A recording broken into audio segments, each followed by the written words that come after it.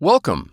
Today we're going to replace the toner on your Brother DCP L5510DN. This video will cover multiple models and operating systems. Even though your machine may not match the model on the screen, the overall process will be the same.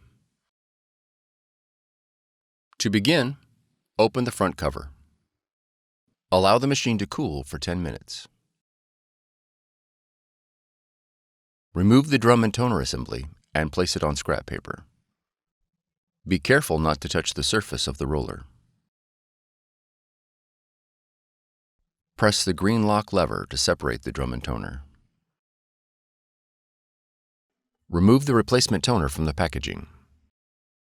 Remove the orange protective guard. Insert the toner into the drum module.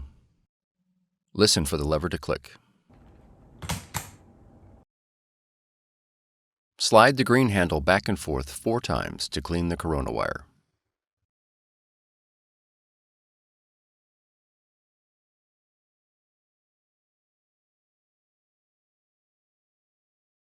Reinstall the drum and toner unit into the machine. Close the front cover.